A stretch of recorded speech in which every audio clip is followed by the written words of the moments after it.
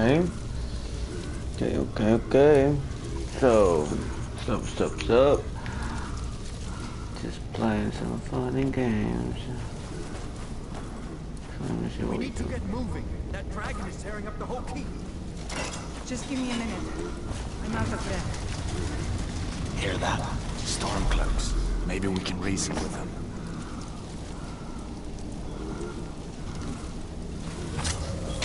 You want to die?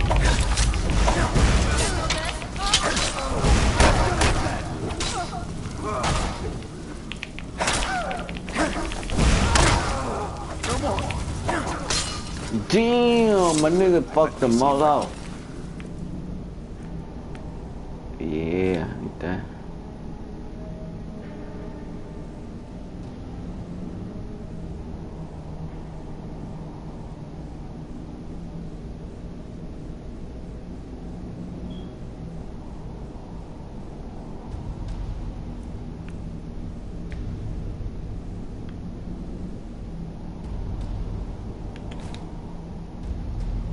That door open.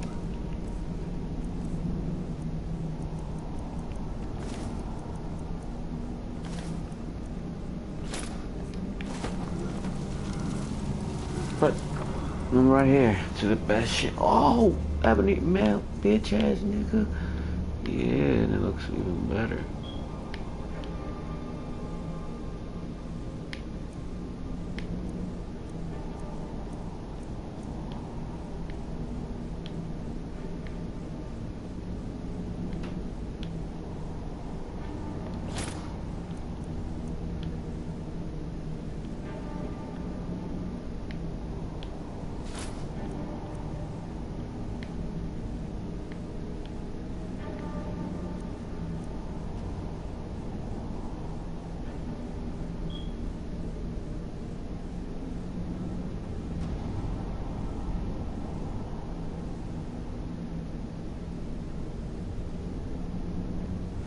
Why am I only 380, but the last time I had like...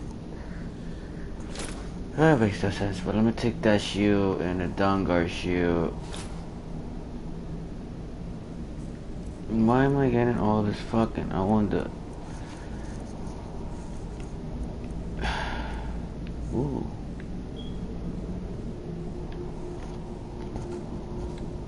I'm good though.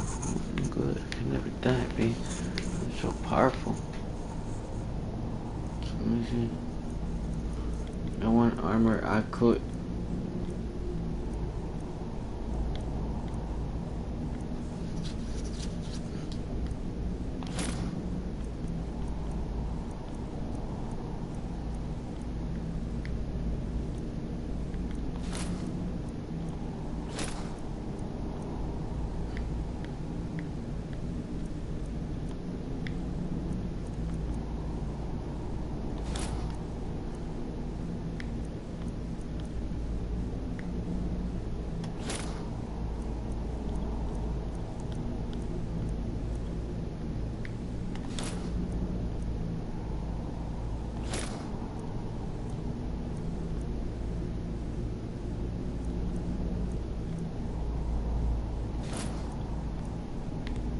Oh my god, vampire gloves.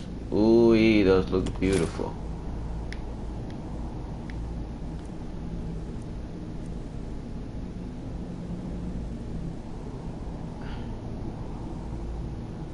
I need that. I really need that. Which I really need that. I don't know, I'm carrying too much. If only you got a follower with me. I think I could come back anytime to here, so. Let me get it. Let me get this.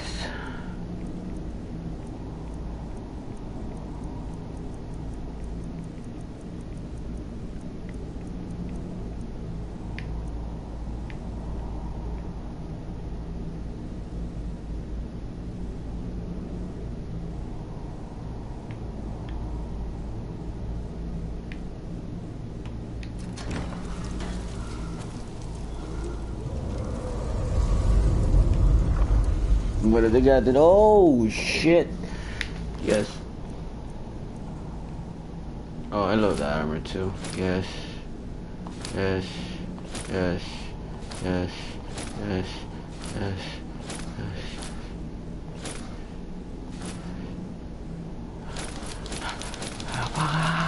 Oh yeah. Oh yeah. Oh yeah. Oh, this shit I'm just grabbing all random shit and shit. Fuck it. You know what I'm saying? Fuck it. Let it be. Let it be. And then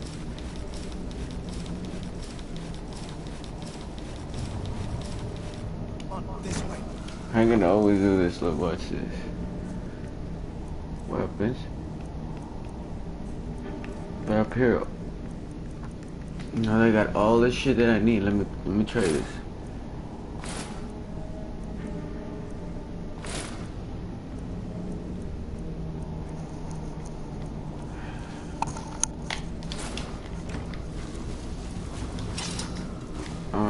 Wee, that looks fucking beast, bro. Oh my god. OM fucking G. This is a perfect fucking armor. Except I don't like.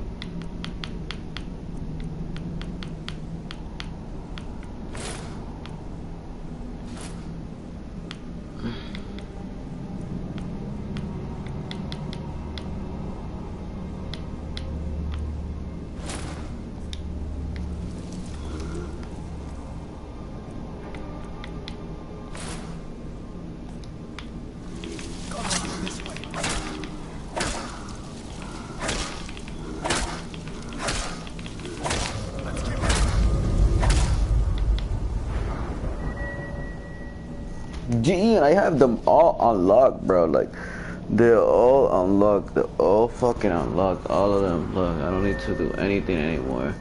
They're all unlocked. I'm heavy armor. I'm heavy train. I'm heavy everything. So, I already passed the game. So, I can pretty much run with a lot of shit. The thing is, I don't gotta limit it.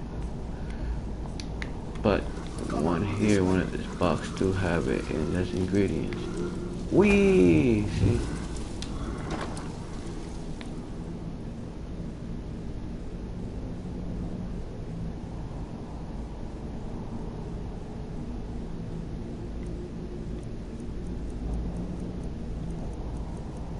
Oh shit, I totally forgot that. Fuck! What? To put unlimited ingredient shit. But I'll do them all. I'll cut off after this shit.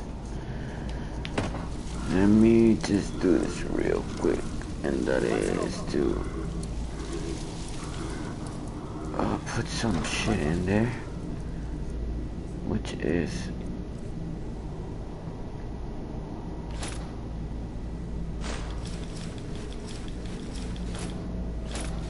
it's too much I'm carrying, bro.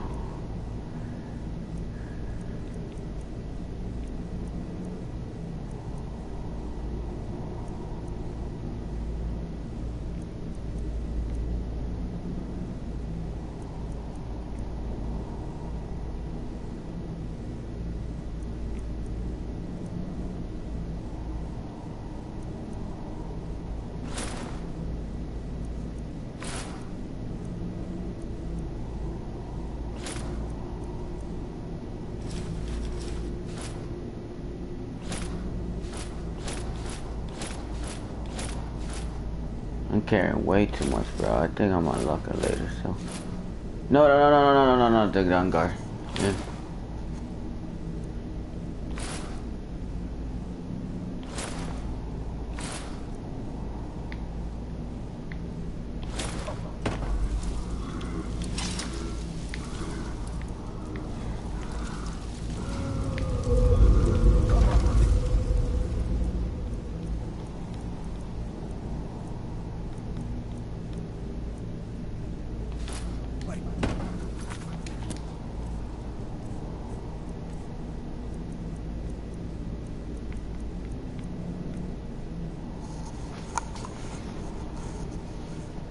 I'm carrying 385.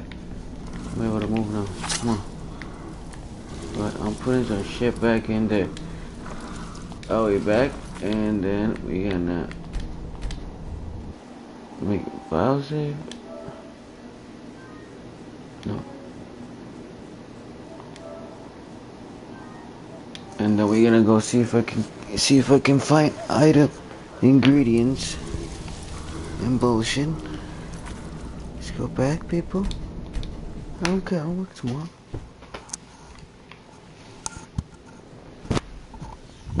Where is my damn... For real, where's my phone?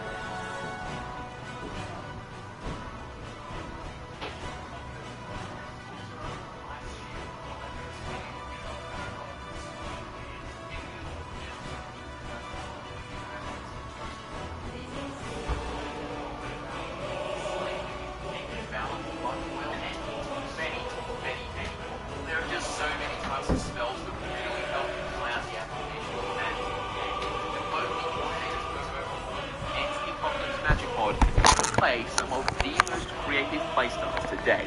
That, ladies and gentlemen, is the 5th essential mod on this list. So, as a little summary and refresher, the 5 essential mods to put the RPG back in Skyrim are the Ordinator perk overhaul for all those sweet new perks and skill tree applications, the Imperious Races of Skyrim for the awesome race abilities and fun role-playing, the Alternate Start mod for some fresh beginnings and fun backstories, the Aurora Standing Stones of Skyrim mod to make all the standing stones far more useful and unique, giving your character some extra oomph, and finally, the Apocalypse Magic mod, which is essentially a huge booster pack for all the magic in Skyrim, giving you hundreds of new gameplay opportunities. There it is, ladies and gentlemen, the 5 essential mods to make Skyrim more of an RPG. We really hope you enjoyed this video, and perhaps we will do more like this, recommending mods for certain kinds of gameplay or desires.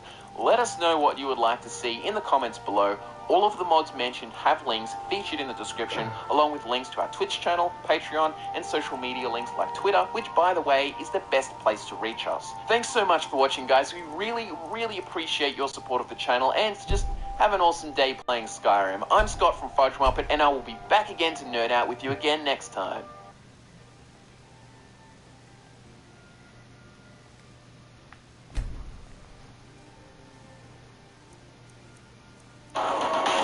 Introducing the world's first all-electric super truck. The revolutionary GMC Hummer EV.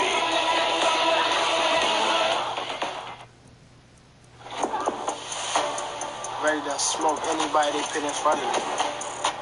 My dad pushes me, I push myself. You ain't never tried, you ain't never tried to survive over time with the best. I've been doing this show my whole life. Hey, how's it going, guys? It's Nate here, and welcome back to the first time in well over a month to our somewhat conspicuously named modding series, where we take a look at some of the latest and greatest offerings produced by Skyrim's modding community. It's definitely been a while, but you know what they say, absence makes the heart grow fonder. And since our last love letter to the Elder Scrolls V's Nexus page, numerous amazing new creations have surfaced. And if these past few days are anything to go off of, it's looking like 2020 is already going to be a very big year for the modding space. Anyway, chances are that you've already read the title and are eager for me to get this monologue out of the way. So, without any further ado, let's do further and jump right into 5 more immersive, or unimmersive, really just 5 good mods for the Elder Scrolls V Skyrim. Starting off, today's video is beginning with something pretty neat. So, many of you are already probably very familiar with the Skyblivion project. Skyblivion, for those of you who don't know, is an upcoming mod that's been in development for like 6 years now.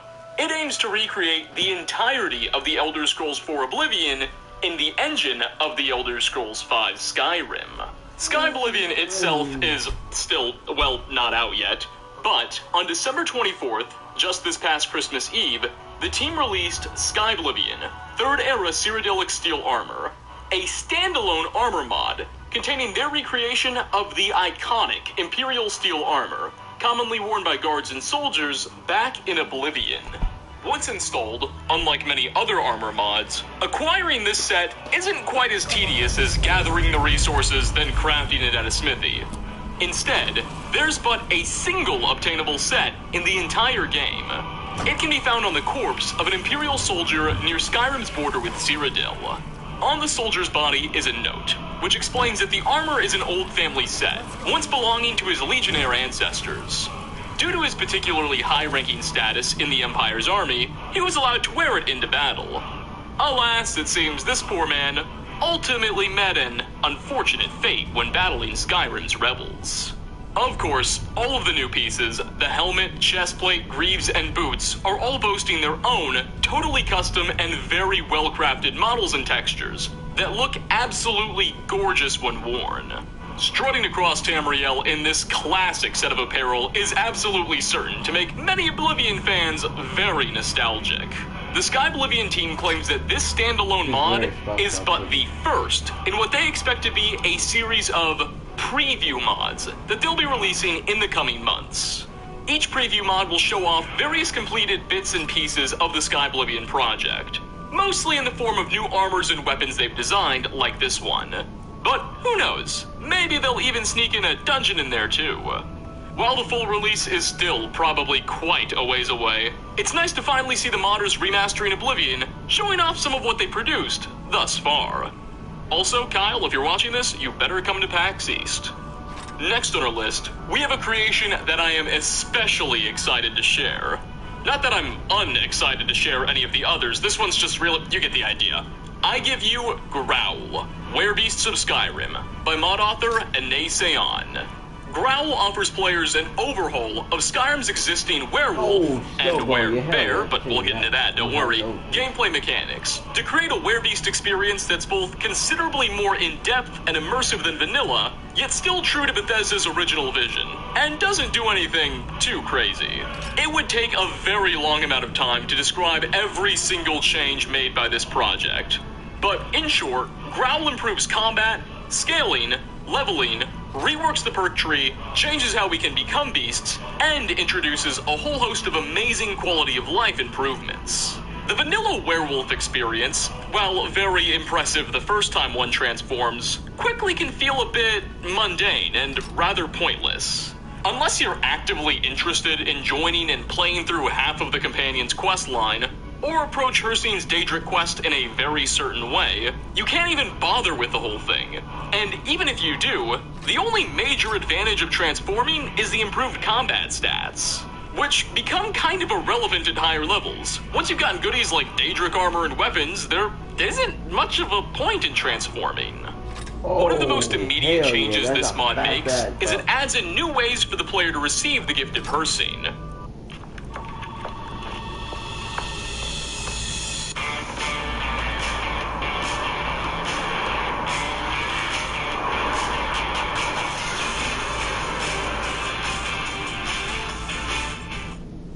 When it came to my weight, I was told to eat less and just move more. But the weight always came back. That's because it's not just about my willpower. There's a science to obesity. That's why my healthcare provider added Saxenda to my weight loss plan. It helps me eat fewer calories by working like one of my body's appetite hormones so I can lose weight and keep it off. Saxenda is not for the treatment of type 2 diabetes and should not be used with other GLP-1 receptor agonist medicines or with insulin. Saxenda should not be used during pregnancy. Do not share needles or pens. Don't reuse needles. Do not take Saxenda if you have a personal or family history of medullary thyroid cancer, multiple endocrine neoplasia syndrome type 2, or if you are allergic to Saxenda.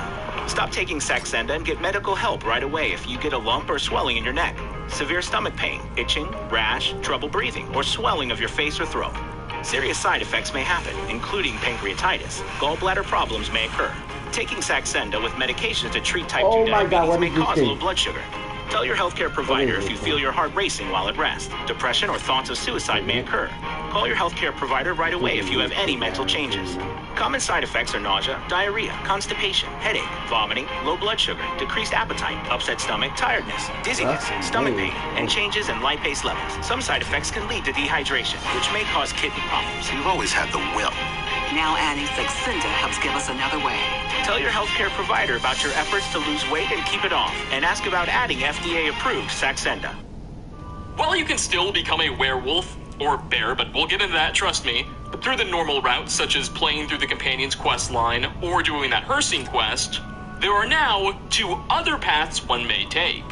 You can A, acquire and consume a new alchemical ingredient called werebeast blood, which is commonly found in the inventories of dead werewolves, in the hands of mages, or rarely sold by various alchemical merchants.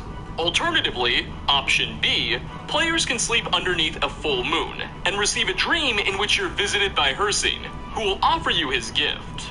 Though, make sure you accept or decline wisely. He'll only ask once.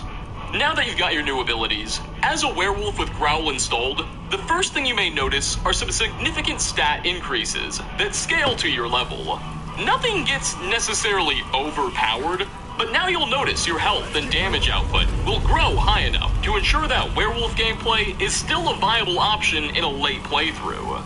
Furthermore, the perk tree has been almost totally transformed. 11 new perks have been introduced, way more than doubling the tree's size from 8 to 19 perks, mostly offering statistical buffs. New werewolf totems have also been introduced, which allow the player to access new werewolf howls. basically shouts but for beastmen, including the Howl of Terror, which forces dragons to land on command. Or there's the Howl of Brotherhood, which calls additional wolves to your side. Notably, a new totem is available for discovery, which will allow you to choose whether or not you want to transform into a werewolf or a werebear on command. See, I told you we'd get into it. Werebears are functionally identical to wolves in every way save for their appearance. So there's not too much to talk about there. But you can choose which creature you want to transform into on the fly simply by activating the totem power. Some other changes include the ability to give your followers the beast blood once you've acquired the appropriate perks, allowing them to transform when in combat. They'll transform into either bears or wolves depending on what creature you've selected for yourself. And finally, players with the beast blood will now have to be on the lookout too. Because as you transform and tales of your werewolf shenanigans spread, the Silver Hand, Skyrim's resident gang of werewolf hunting bandits, will soon become aware of your presence. And they'll send out various patrols to put down the Dovahkiin once and for all. As you build a name for yourself, expect the Silver Hand hunting parties to grow and grow. As word of your existence first begins to circulate, only small groups of maybe 3 or 4 lowly hunters may pursue you. But cause enough damage, and eventually entire battalions of the Hand's greatest warriors will be hot on your trail. To avoid this, make sure you don't leave any witnesses when you transform, and try not to leave behind too many bodies. Thankfully, there are some new perks which can provide some much-needed relief, but we're running low on time, and I think we've already explored this mod's core features anyway, so I'll leave the rest for you to discover. Growl, Werebeast of Skyrim is available now for both Skyrim versions on PC, and, get this, on the Xbox One as well. Coming in at number 3, we have a bit of a smaller project, but one that I have absolutely fallen in love with since I downloaded it just a couple days ago.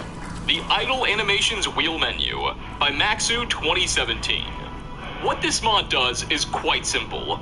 It integrates a new emote menu into the game, similar to Fallout 76's or Fortnite's or other titles. A total of 71 different animations are available for the player to select from, categorized into different sections. There are scholar-based animations, which will bring up things like books or taking notes. There are soldier-based animations, which will allow you to do things like salute or polish your sword. There are servant animations, which enable you to do things like sweeping and whatnot. Instrument you get the picture. Most of the 71 different emotes are based off of vanilla animations already integrated into the game that we can see NPCs do. However, there are a couple of custom ones. While just playing around and messing with this mod offers a bit of fun, I have found it to be absolutely amazing for content creation and gathering footage. Just a couple of minutes ago, when I was showing off that set of Imperial armor, many of the poses I had my character strike and the animations he embraced in, I triggered through this mod. I love it to death. So, while it may not be the next Fallscar or Beyond Skyrim, if you're a YouTuber or looking to get some good screenshots or capture some footage, or just are a person that really wants to see a guy in Daedric armor sit down with their legs crossed, this is definitely something worth checking out. For 4th spot, we have a kind of mod that everyone likes to see in these videos. A new lands one. I bid you welcome to Vomenheim, a new region of Tamriel for players to explore, created by Ben J. Hammett. Vomenheim is a large island surrounded by a series of smaller barrier islands that's said to be located in the Sea of Ghosts, somewhere north of the city of Dawnstar. The new world space is roughly the size of that offered by the Dragonborn DLC. In fact, maybe a tad bigger actually. And it's clear the author took some heavy inspiration from Solstheim, as the place is just peppered with all sorts of giant mushrooms and other Dragonborn assets. Though, we'll talk about the size of this place a bit more in a second. The story goes that the landmass that is Vomenheim has existed for as long as Tamriel. Though, up until the climax of the First Dragon War, when the Nords drove back their winged overlords and Alduin II, at least for the first time, way back in the First Era, it was totally unpopulated. Though following the defeat of the Dovas, a powerful necromancer led many of the creatures and surviving dragon priests here, to Vomenheim, where they set up shop and planned their return to Skyrim one day. While here, they built numerous temples and fortresses, where they continued their practices. Their anticipated Daenerys Targaryen-style reconquest of Skyrim, however, never came. Long story short, the Necromancer ended up trying to deceive the wrong Daedra worshippers, and pissed them off so much, an army invaded the island and killed him, as well as most of his dragon followers. Now, fast forward the clock thousands of years later, Vomenheim is littered with various ruins and dungeons, mostly populated by unaligned hunters and bandit clans. Though the Jarl of Dawnstar has recently taken an interest and claimed the island for himself. Not that that means much to said native bandits and hunters who don't seem to recognize his authority. Anyway, now that we've gotten the backstory out of the way, let's talk about the gameplay. There is no central narrative here. You're not out to defeat some final boss or fulfill some ancient prophecy. You're just exploring Vomenheim while you're here. That said, there are a handful of side quests one can embark on, and a variety of journals, books, and diary entries that can be found across the island, which help to explain more about this place's mysterious past. Furthermore, it is worth noting that the mod is not voice acted, so much of the characters' dialogue is silent. It may possibly receive VA in an update one day, or much like Vigilant, another mod author might jump in and create a sub-mod for it. But for now, get ready to be reading a lot of subtitles. While Vomenheim is definitely as large as Solstheim, it's not quite as dense either. It contains far fewer settlements, forts, and really just locations in general. There's a lot of empty space, populated entirely by animals and occasional bandits. Remember though, this project was all a single person's doing. Where the mod really shines is in its dungeons. There's a number of massive Nordic tombs and dwarven ruins that I absolutely loved. It may just be the fact that I've grown to know each and every single one of Skyrim's vanilla dungeons so well that I just appreciate anything new, but the dungeon experiences are personally my favorite part of the mod. They are huge in size and creativity. Before creating Vomenheim, the author, then, was previously known for creating custom dungeon mods, so the correlation makes quite a bit of sense.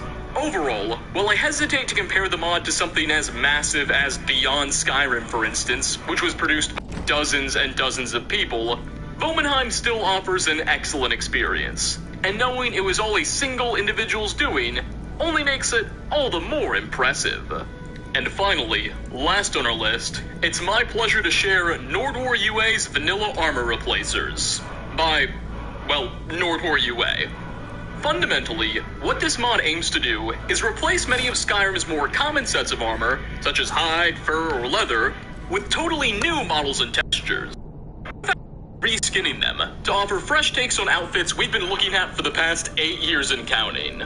In total, 12 of the game's classic armor sets have been visually reimagined, and a totally new armor set has also been added to the game's spawn pool, called Barbarian, which is based on the costume worn by the Dragonborn featured in Skyrim's trailers. Due to the sheer number of sets improved, it's difficult for me to describe every single one in detail without stretching this video past 30 minutes. But some of the things that stuck out to me include the new Dwarven armor set, which replaces the old models with a European Salé style. The new Wolf armor is also a stunning improvement, featuring a bulkier aesthetic, and notably now containing a helmet featuring heavy wolf imagery. Again, there are so many changes made with this project, it's impossible to describe them all in a timely manner. Do bear in mind, despite oftentimes radical adjustments to these armor's appearances, their stats are left unchanged. So it's still the same equipment, just a bit better looking. Nordwar UA's work has been some of the best we've seen in the modding community thus far, with him having also recently released such projects as the Guard's Armor Replacer, Authentic Legion, and so many other amazing mods we've covered before. So, it's nice to see him add yet another feather into his cap. And with that, we are going to wrap up our 13th episode of 5 the amazing mods that have recently released. Again, still haven't figured out a really good title for this series. Anyway, thanks so much for watching, everybody. Which of these mods featured was your own personal favorite? Do you have any experience with any of these? What mod should we feature next? Leave a comment down below. As always, like ratings are very much appreciated. Again, thanks for stopping by, and hope to catch you all in my next video. Peace out, everyone.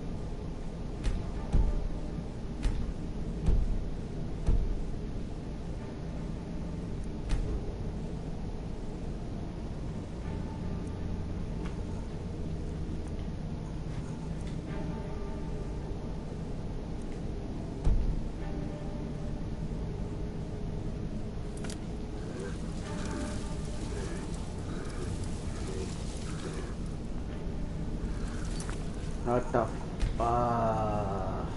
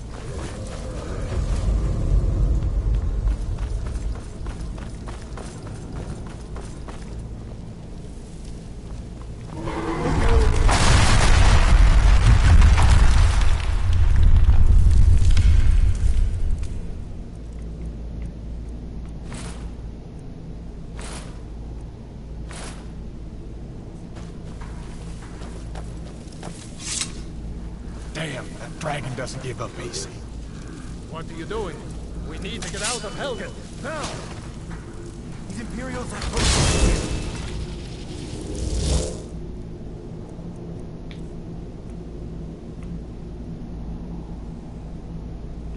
Going to need them. Over here, you want to...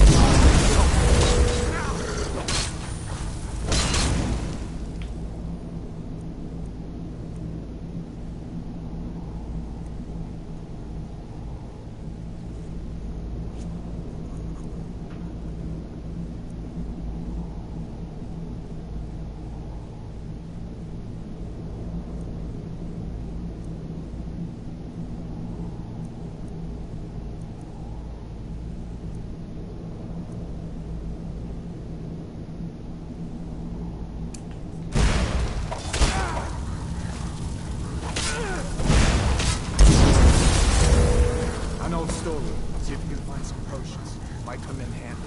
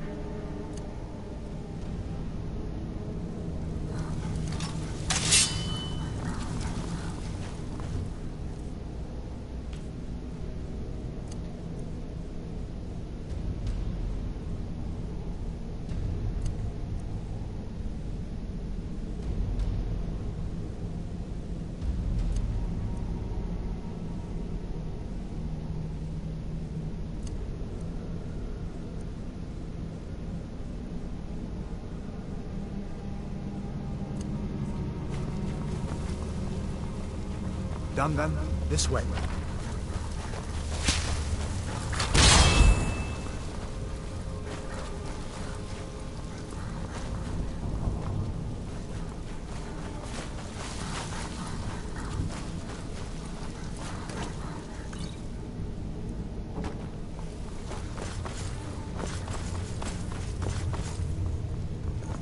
The torture room. Gods, I wish we didn't need these. Hear that? Come on.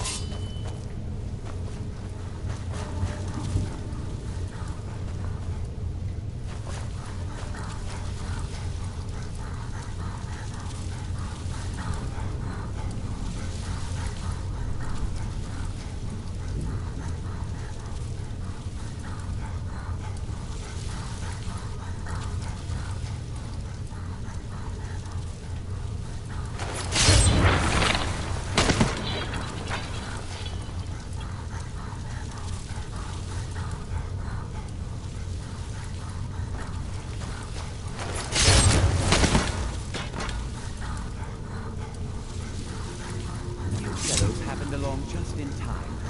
These boys seemed a bit...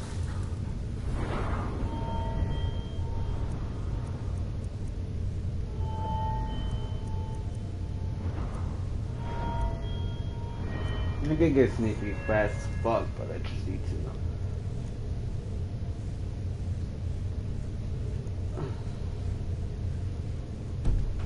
Said it how... been entertaining their comrades. Don't you even know what's going on? A dragon is attacking Helgen. A dragon? Please, don't try this. Although, come to think of it, I did hear some odd noises coming from over there. Come with us. We need to get out of here. You have no authority over me. Didn't you hear me? I said the keep is under attack. Forget the old man. I'll visit you. Wait a second. Looks like there's some... Don't bother with that.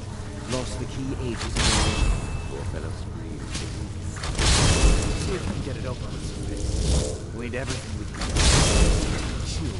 Take all my things. Please. Grab what you can. Go.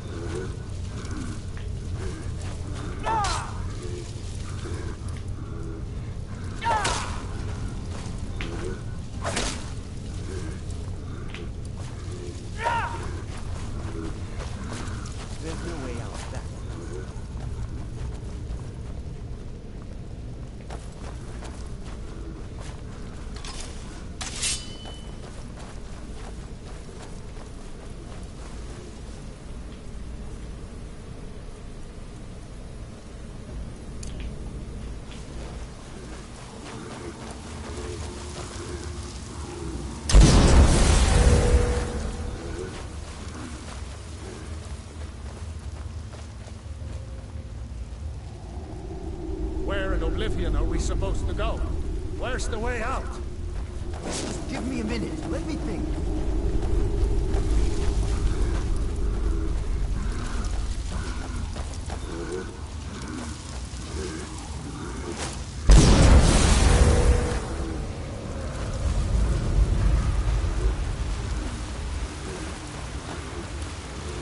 Nobody was harmed, but we don't know this one. Everybody else left because everybody said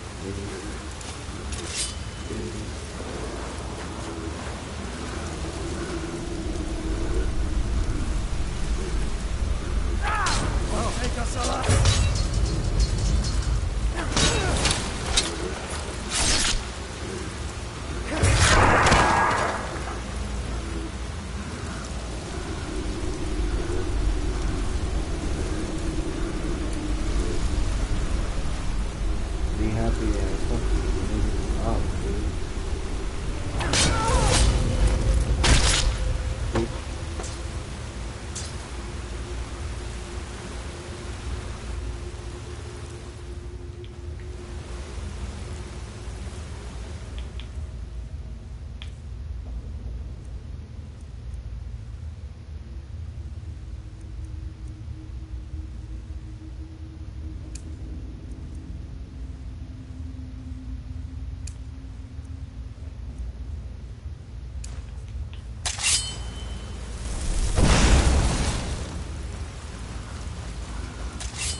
Now you're mine.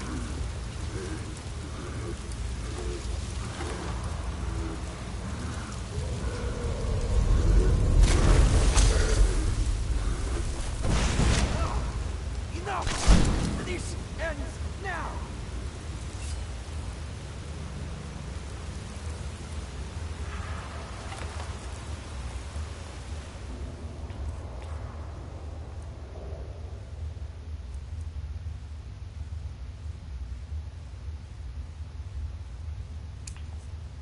Now you're mine. Someone there? I'll make you pay. No more.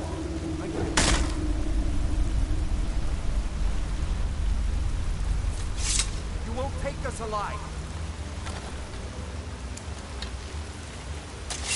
Who's that? You can't see it. All right. Let's see if we can find a way out. I better stay back and see the old man. oh hell yeah, I'm OP, man. Look at my guy, he's like OP, bro. Yeah, what's up, bro?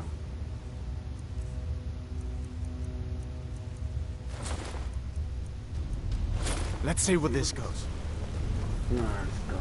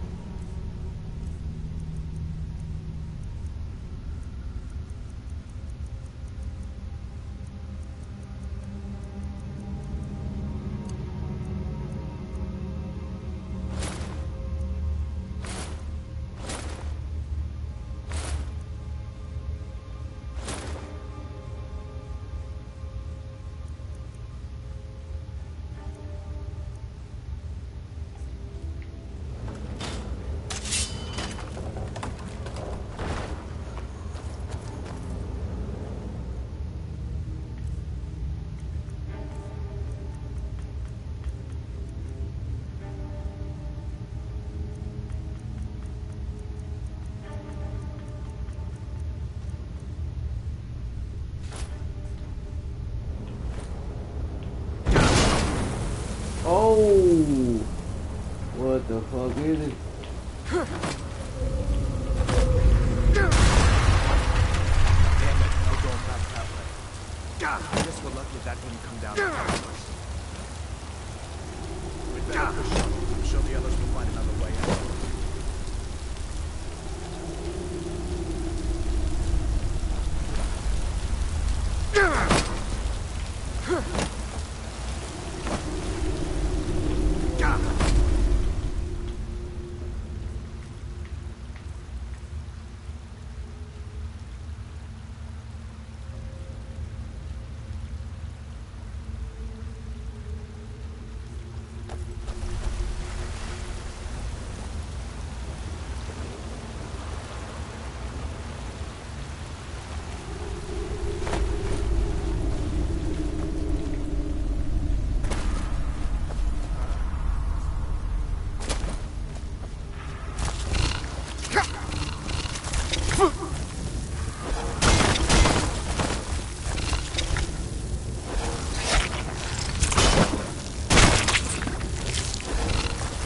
Damn, slow motion.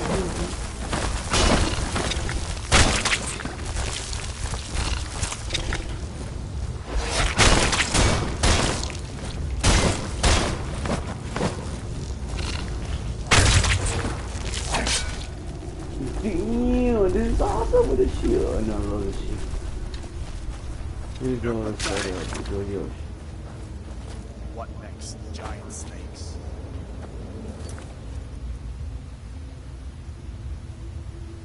On Spider-Man? Spider-Man, we...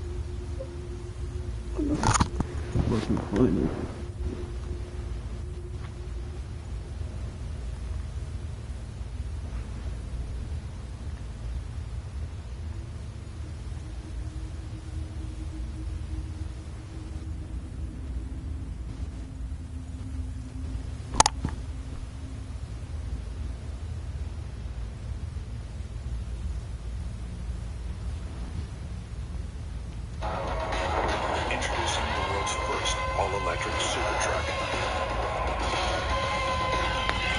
Really, that shit cost, dude. The revolutionary GMC Hummer EV.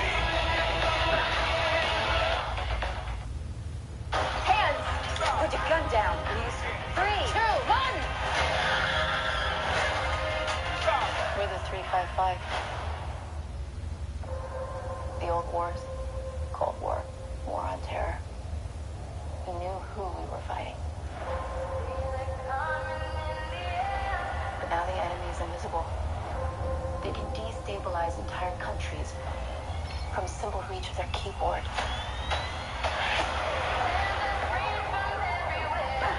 Officially, I can't put you on this. But if you were to go out on your own... I would need some help. I'm guessing this isn't a social pool. I'm putting together a team. You're the best in the world at what you do. I thought this was done. I'll be back for dinner tomorrow. Hands! Put your gun down, please. 5, 4, 3, 2, 1! Pull the trigger, or you can listen. We all work for different intelligence agencies. American, British, German, Colombian, Chinese. But now we have a common enemy, and if we don't stop them, they'll start World War III. So we need to join forces.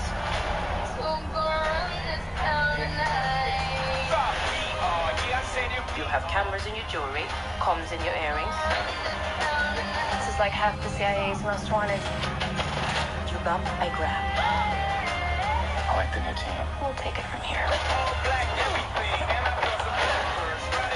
I've got 4 more agents out on the street. I counted 6, but thanks for the tip.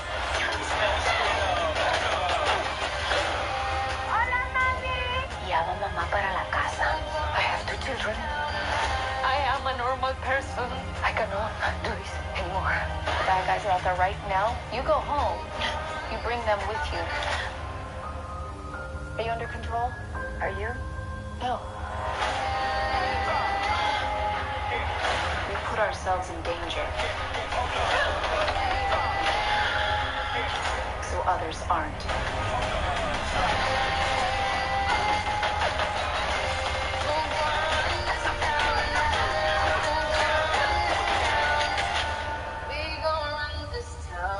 We're the 355.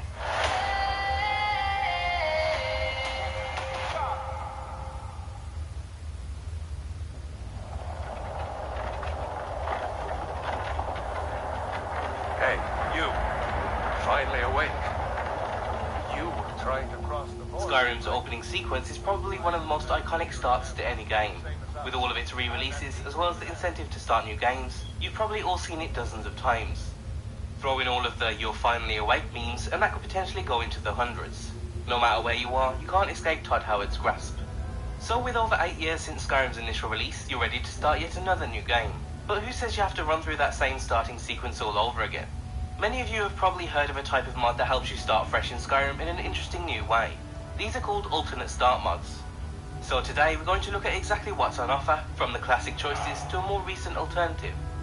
The 3 main alternate start mods are Live Another Life, Random Alternate Start, and Skyrim Unbound.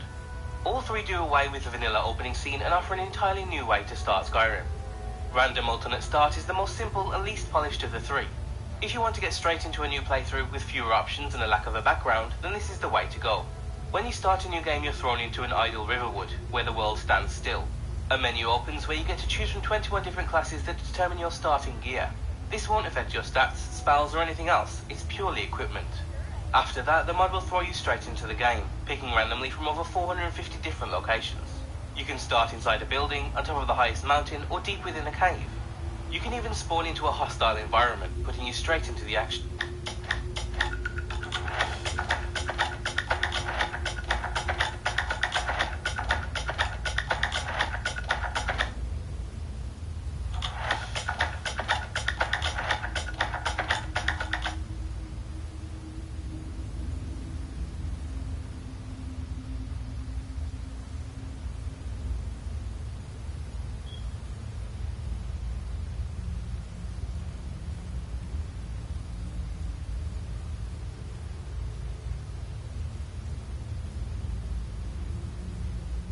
Action. If you're looking to get right into things with little to no hassle, Random Alternate Start lets you do that in just seconds of setup time. If you want ultimate control and to fine-tune your starting experience, Skyrim Unbound is the way to go. Starting with a much more polished and cinematic opening, Skyrim Unbound offers a menu-based alternate start. From here you can tweak and select almost everything you'd ever want for your starting character. Choose the exact type of gear, items and spells you want to start with. You can even choose your standing stone, and whether you want to begin life as a vampire or a werewolf. For your starting location, you can choose to keep it randomized, or you can pick a specific location. You can even fine-tune the randomness of it by selecting a specific area for you to randomly start in, like a random city or town, or a random military camp. Unbound is unique that it's the only alternate start mod that lets you completely bypass the main story, letting you play as a non-Dragonborn character. You even have full control over dragons and how they spawn. You can make it so they only appear after you reach a certain level, also they only appear at word walls, sort of a boss to unlock the new shout. You can make it so you no longer absorb dragon souls, and instead you just learn the words and unlock the shout all at once. If you choose to have no dragons at all, the mod removes all references to you being the Dragonborn or the Dragon Crisis, as well as any requirements for the main quest to be completed for the other quest lines, leading to a true non-Dragonborn playthrough. Another interesting option is the ability to fully immerse yourself into certain factions. Start as a bandit and other bandits will see you as an ally, while guards will attack you on sight. Or join the Imperials and you won't be able to walk freely into a Stormcloak-held territory, forcing you to claim Skyrim for the Empire before you have free reign to travel all over Skyrim. So to break the shackles of Skyrim's main quest and to fine-tune your starting experience, Unbound might be the way to go. And finally we come to the most popular of the three, Live Another Life. This offers the most authentic Elder Scrolls alternate start of the three. When you begin a new game, you're thrown into a prison cell with no hope left in sight. You have two options, break out of your cell or pray to the Mother Mara. Mara will offer you a new lease on life, a new path for you to take. Live Another Life is all about taking on a new role, whether it's starting with a humble life of a camper in the woods, or a more chaotic one, like a sailor that was just shipwrecked off the coast in the North Sea. There's over a dozen beginnings to choose from, all starting in different locations with different gear and a different story. Some stories are unique to certain races. For Khajiits, you can start as part of a caravan group, and for High Elves, you can start as a member of the Thalmor. While you can't play as a non-Dragonborn character, you can delay the main quest for as long as it's not required. You can also jump straight into being a member of one of the other factions, like starting as a vampire, or as a member of the Companions, putting emphasis on questlines you might usually ignore. If you're the type to always go for that dreaded stealth archer build, maybe this will help you live another kind of life. I also really like the level of simplicity and polish the mod offers, with some great voice acting from the statue to top it off. It takes that Elder Scrolls feel a step further with its ability to be modded. Some people think that when you start modding your mods, you've probably taken it a step far, but a level of modception could be exactly what you're looking for, and it's also a big reason as to why Live Another Life is so popular. The New Beginnings add-on gives you around 15 new starting options. Start as a werewolf and a member of the Frostmoon pack in Solstheim, or for something a bit more morbid, start as the sole survivor of a dragon attack that's burnt your family to a crisp. You're now nothing but a man with an axe, and a vengeance. Maybe every time you take on a dragon, you use the axe you started with for the finishing blow. For something even more complex, there's a death alternative add-on. This opens up 6 mini-quests that act as new opening sequences. They mostly start with you being some sort of slave or prisoner, captured by groups like bandits, the Thalmor, or the Forsworn. You can either work with them for your escape, fight your way out, or interestingly, you can wait for one of Skyrim's many adventurers to rescue you, starting you off with a companion. If the customization and control of Skyrim Unbound is what you're after, then you might want an add-on released just a few months ago called Abandoned Prison Tweaks. This adds a new wardrobe next to the Mara statue, and inside you'll find the ability to choose your starting equipment, spells, and birth sign. You can only choose from some of the lower level gear, as well as some of the base spells for each school, but it offers a level of customization missing from the base mod. It also adds a handy vanity mirror. This can be looted from the prison and used at any time to open up the character menu, letting you customize your appearance whenever you want. It doesn't quite bring Live Another Life up to the level of options in Skyrim Unbound, but it might be that extra touch you need. So those are the 3 classic alternate start mods at your disposal. If you tried them all and still want something new, then maybe the Realm of Lorkhan is for you. This more recent alternate start mod offers a more free-flowing way to start your playthrough. When you start a new game, you're thrown into an entirely new realm for you to explore. Instead of relying on menus to select your starting gear, you'll be given 500 gold. It's then up to you to loot whatever you can find on the island and bargain with its many merchants to build your starting gear and spells. Or instead, scavenge for ingredients and head inside the main building, where you can craft your starting gear using your bare hands. As you explore the island, you'll discover all sorts of interactable objects, letting you pick your standing stones, religion, and even pick up some new abilities, spells, and gear. If you head over to the ethereal pool, you can find unique boons, curses, and classes. These are unique buffs and debuffs that help enhance certain playstyles. Give yourself the curse of anti-magic for a true anti-mage playthrough, or give yourself increased unarmed damage with the boon of the pugilist.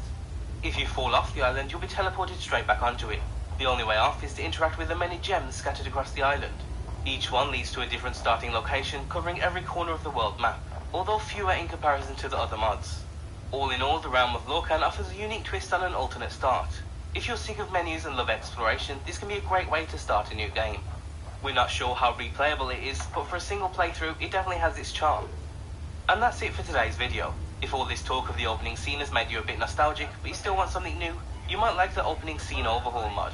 This makes clever use of unused dialogue, cutscenes, and more to flesh out the opening sequence. It turns a short conversation on the ride to Helgen into a deep conversation into the lives of Ralof and Lokia, as well as covering Skyrim's history. You'll also get to see what Ralof really thinks of the Thalmor, and hear Hadvar's new voice specifically made for the mod. For Stormcloak fans, it even adds the ability to escape with Ulfric. For today's video, we wanted to compile and compare a certain type of mod, and we thought what's better than starting with mods that help you start a new game. If you have another specific type of mod you want compared, then let us know down below. As always, be sure to leave endorsements on any mod you enjoy, and thanks for watching.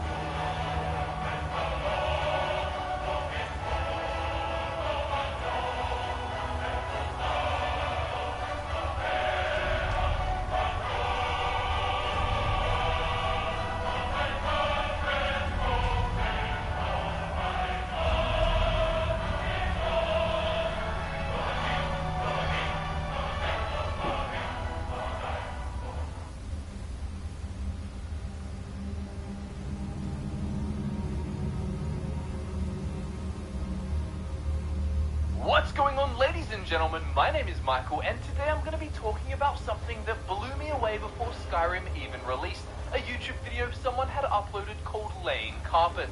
This title, of course, was a complete trick, chosen to avoid detection and ultimately video removal.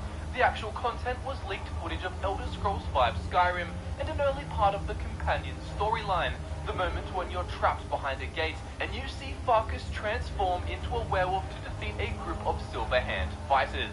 Besides the fact that I was seeing actual gameplay from Skyrim, I now knew there would be werewolves in the game, and I was over the moon to later discover that I could in fact become one. Eventually, however, we adapt to this gift we are given, or curse if you listen to Kodlak, and can even grow bored of it.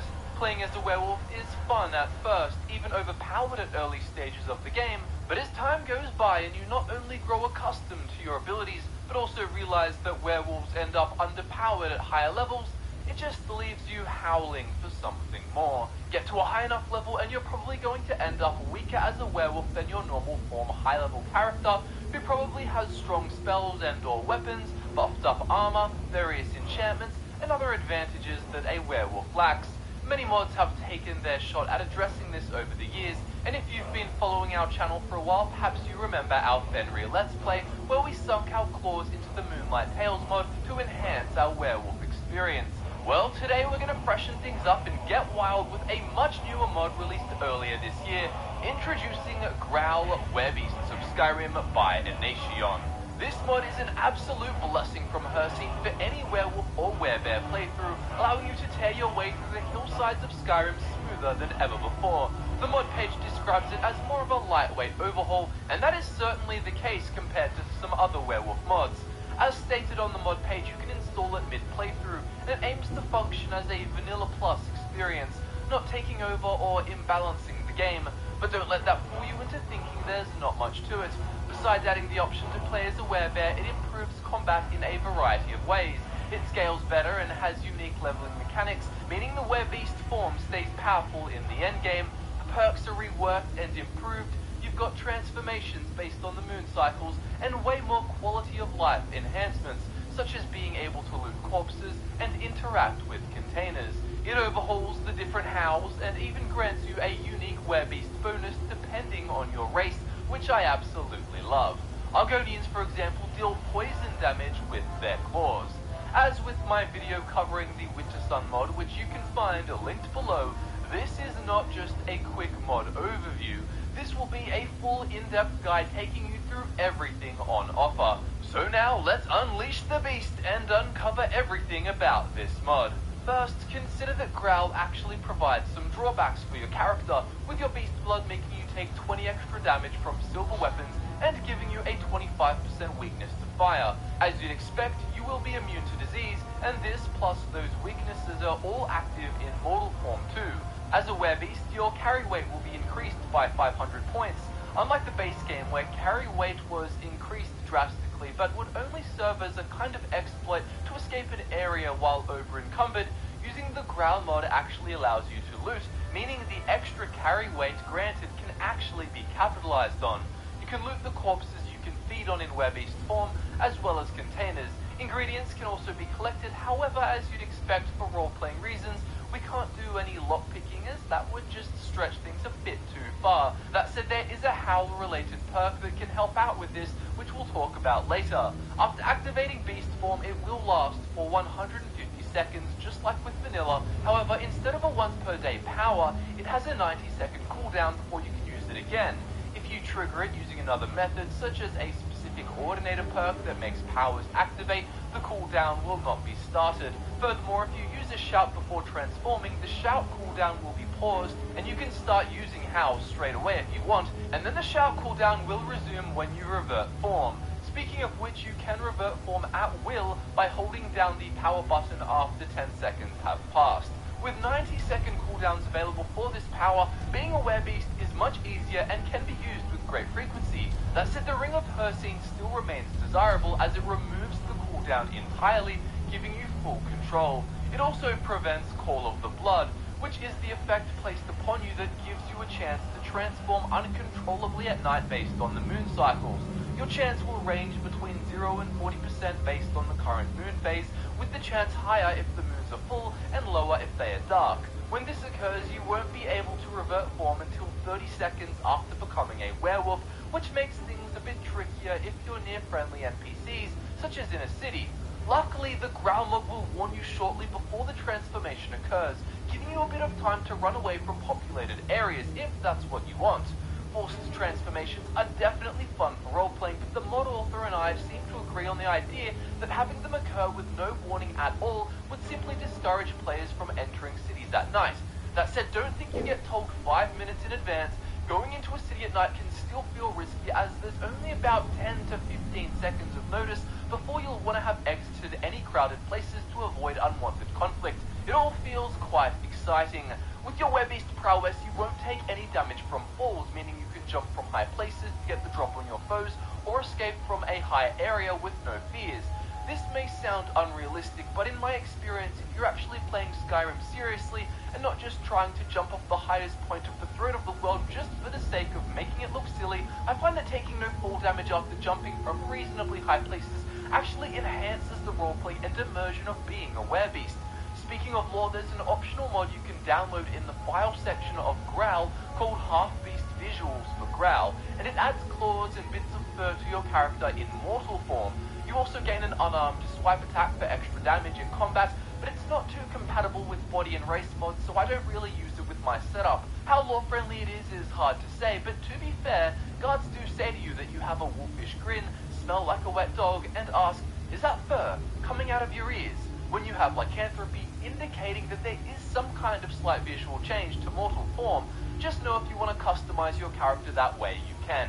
Health will still be increased by 50 points, but of course this can be enhanced with the new perks, which we'll talk about later in the video, and you'll actually end up with an armor rating now too. Your Werebeast skin grants you 60 base armor plus 6 per character level up to level 50, which, if my calculations are correct, means you'll end up with 360 points of base armor. Having this armor is a whole lot nicer at later levels than having none like in vanilla. You also won't get obliterated by high-level mages either, as your Werebeast skin also grants you 25% magic resistance plus 1% per character level up to level 50, which should give you an endgame of 75% magic resistance as a werewolf. Now this is quite powerful, and I like to think of it as a gift from Hersey for becoming so strong and an incentive to stay true to the beast form. Werebeast attacks deal 10 base damage plus 1 per character level up to level 50, and of course damage gets enhanced further by your perks. Your claws will also deal 10 points of bleed damage, healing you for the same amount, which helps keep you in the fight for longer. Speaking of which, you'll still be able to restore 50 points of health every time you feed, which continues to extend the duration of your beast form by another 30 seconds. In vanilla Skyrim, however, you needed a perk to feed on animal corpses, but now you can do it from the get-go, which honestly just makes things much more convenient. Stamina regeneration remains at 20% of your maximum stamina per second, with movement speed increased by 15%. What's quite unique here, which I really like, is that the Growl mod will also be friendly for mage characters. What actually happens is 100% of your base magicka gets transferred to stamina when you enter beast form, which is useful considering Werebeasts can't use magicka, and to me, I rationalize it as the raw power levels remaining relevant and helping in beast form. Think of some old arcane wizard who has massive magic reserves beginning to shapeshift into a powerful werewolf. I don't know about you, but in my head I still imagine him to retain quite a large amount of his power force, for lack of better words, regardless of his form. So raising stamina or magicka will result in more stamina in beast form, and keep in mind that the starting 100 magicka that warriors may not ever use will still be transferred over, granting the same stamina boost to your Werebeast as vanilla Skyrim. But what else is new? Well, as mentioned earlier, things scale differently now, and experience gain is totally different. So one of the problems with being a werewolf in Skyrim vanilla was that you couldn't actually gain experience in werewolf form. Combat prowess also didn't help, which I understand from one perspective kind of makes sense considering you're a whole new beast entirely. However, if you think about it, surely having combat experience should help out a bit. I mean, knowing how to take advantage of opponents when they present weak spots, and how to strike or attack someone with the right timing, or even how to maneuver yourself based on incoming damage, versus some whelp who has never seen a drop of bloodshed in their whole life, you should have some kind of advantage as the experienced person, right? Well, the ground mod actually adds an additional 0.5 points of damage per level of your highest weapon skill, and plus 3 points of armor rating per level in your highest armor skill up to level 100. It may not make perfect sense, but to me it still makes playing a werewolf much more enjoyable and viable than vanilla Skyrim. It's also neat that you'll gain experience in your highest weapon skill and highest armor skill when you feed, and the amount of experience gained is based on the corpse's level. What's nice about this, besides incentivizing feeding during or after your rampages, is that you can actually play Skyrim as a werebeast extremely frequently, to the point where it actually becomes your main playstyle form and makes you stronger as you use it, as opposed to just being a form that sometimes facilitates your main humanoid form build. If your skills are the same level, it will prioritize one-handed over two-handed and two-handed over archery. It will also prioritize light armor over heavy armor, but most likely you're going to have one skill above another anyway. So overall, your power in mortal form will enhance your werebeast form, and your werewolf experience will enhance your mortal form, helping you become more powerful, level up more, and get higher stats as you do so. Now, I will admit it does sound a bit silly to say a skill like archery can level by you playing as a werewolf, but overall I can see why it was included so that hunter or archer type characters were not dissuaded from being a werebeast. Just try it for yourself and you'll see that the ground mod incentivizes and facilitates a very werebeast heavy playthrough. For mages, this system poses some interesting considerations. Things are slightly more advantageous for warriors, but mages still benefit a lot too, outside of just magicka converting to stamina. You see, mages playing as a werewolf will, by default, start raising their highest weapon and armor skills, and eventually have them reach level 100. All the while, their werebeast damage is rising and ends up maxed out, and they don't need to waste perk points in warrior skills or ruin their build, as it's just based on skills, not perks.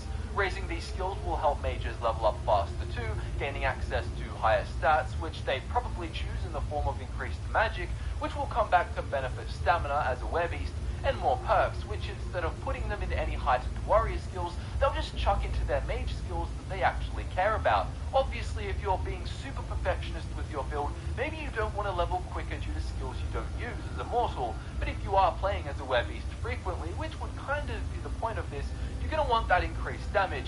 And besides, as a mage, there's often plenty of perks that you want that you don't have the perk points for yet. So honestly, if you're just getting some more mage perks and more magicka by leveling some potentially irrelevant warrior skills as a werewolf, which are really the two main things that actually help mages, that is the perks and more magicka, then it's a large win for the most part. And again, you can't really say those warrior skills are irrelevant if they are increasing your damage in werebeast form. Again, you could nitpick this system if you wanted to, but generally speaking, I found it works out pretty clean and you have a good time, making werewolves super viable regardless of your humanoid playstyle. Now let's talk about how to receive the beast blood so you can become a werebeast, and then we can talk about all the different powers you'll get, including the special ones dependent on your race. The ways of receiving the beast blood in the ground mod work nicely due to their simplicity, and also not shoehorning you into joining the Companions Guild if you want to be a werewolf. That said, to become a werebear specifically, you will have to activate any of the totems you unlock in the additional quests done after completing the companion story to get that option. Functionally, werebears are the same as werewolves and only differ cosmetically and in whether or not one of your hows will summon ethereal werewolves or werebears to aid you. To receive the beast blood, you can do it the vanilla way by going through the companion storyline and doing the ritual with Ayla in the Underforge, or you can ask Hercene to grant you the power after experiencing a vision while dreaming. To make this happen, you'll need to be sleeping outdoors at night under a clear sky, and it can only occur once. What I do to make it happen quickly is just find an outdoor bandit camp, clear it out, and then keep selecting to sleep 1 hour over and over again at a bedroll throughout the night until I get the dream option to pop up. You can also come across werebeast blood, a rare ingredient that you can find in the pockets of warlocks and forsworn, or taken from the corpses of wild werewolves. In my experience, it's not something you'll find too often, and you can also potentially have it in stock at alchemy vendors, such as Elgrim's Elixirs in Riften. Overall, these extra methods are great if you just want to do a playthrough where you're not sure if you'll be a werewolf and you'll just see how you feel as you go along, particularly if you know from the very beginning that your build won't be joining the companions. It's also just not you who can be a werebeast. If you get the Spread the Beast Blood perk, you can actually give your follower beast blood by trading them werebeast blood and accepting the dialogue box. When they're your follower, you can tell them whether or not you want them to enter beast form in combat, and they'll turn into a werebear or werewolf depending on what you are, unless they're a character who is meant to be a werewolf already in the lore, in which case their form is already determined. Now, while they're meant to be the same form as you, I did get a glitch where Lydia stayed a werebear, but I was a werewolf.